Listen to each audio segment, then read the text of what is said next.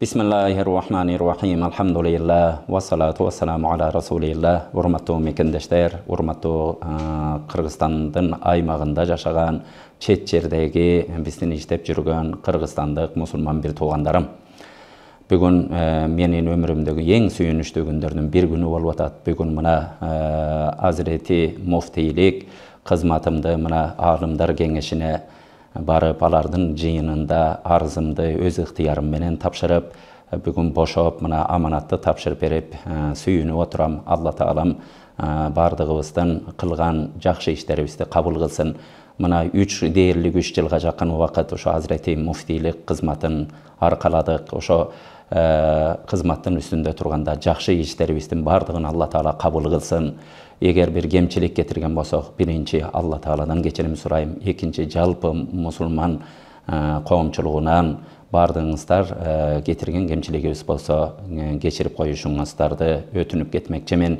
Мен бардык ошо кыргызстандык мусулмандардан ыраазымын, биздин жетекчилерден да ыраазымын.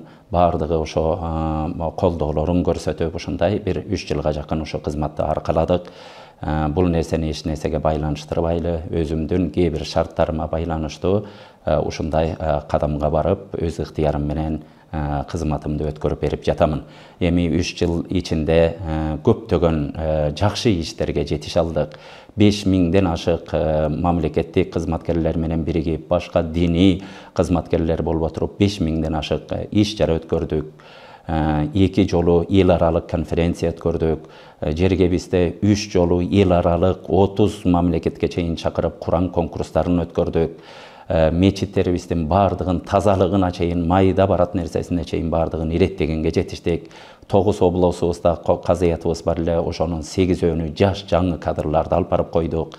Эски молдокелерибизге бардыгын ардактуу узатууларга узаттык. Имам хатиптерибизди дагы жакшынакай заманга ылайык жаңы окуп келген жаш жигиттерибизди которо алдык. Медреселерибизди бир программага алып келдик. Ажылык иштеринде билесиздер, канча жылдар мурун ошо ажылык башталды дегенде ушундай бир түйшүк башталат эле. Көчөлөргө митингге чейин барышат эле адамдар. Бирок азыр өзүңүздөр көрүп аткандай бир дагы сөз, бир дагы кыйкырган киши жок. Бул деген эмнелик? Адамдардын бардыгына ушуну ачык айкын кылып бердик. Ажылыгыбызды ошондой иреттеп, финансы маселелерин бардыгына ачык айкын иштегенге жетиштик. Ушул жерден пайдаланып, президентибизге, мамлекет тиешелүү мамлекеттик органдарга, дин иштер боюнча мамлекеттик комиссиясына, анын башындагы Тойгонбай Жоробаевичке, ушул биздинге жакындан жардам бергендердин бардыгына ыраазычылык билдиребиз. Ушул учурларда алкышым берип, ак батасын берген элибизге ыраазыбыз. Элибиз аман болсун, жерибизде тынчтык болсун, бөөдө кырсыктардан сактасын. Эми биз дагы ошо жаштайыбыздан ошо дин жолунда, дин илиминин артында, дин кызматынын артында келатабыз.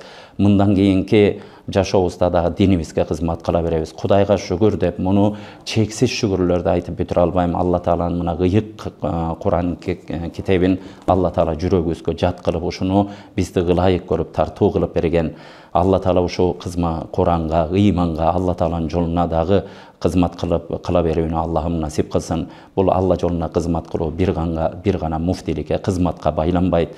Кандай жерде болбосун элибизге кызмат кылабыз. Анан жалпы мусулмандардан суранарыбыз, дин деген ыйык нерсе, диний кызмат дагы бир улуу нерсе.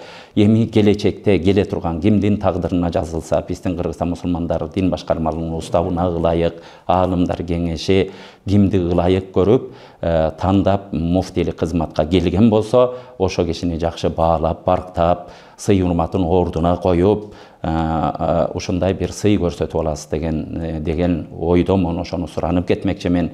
Бири-бирибизге тынччылык, аманчылык, бири-бирибизге жаман сөз айтуудан Кудай таала сактаган болсун. Элибизге береке берсин. Эки дүйнөнүн бактасын Алла таала ар бирибизге насип кылсын. Ассаламу алейкум ва рахматуллахи ва баракатух.